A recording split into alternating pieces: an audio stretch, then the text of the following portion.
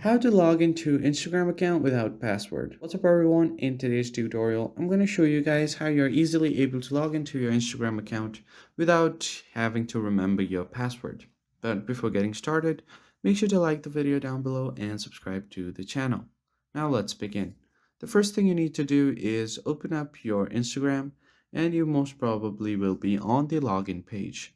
Now here you don't even have to enter your email address because you can just tap on forgotten password. And Instagram will ask you to enter your email address to find your account, or if you have added a mobile number you can search by mobile number instead.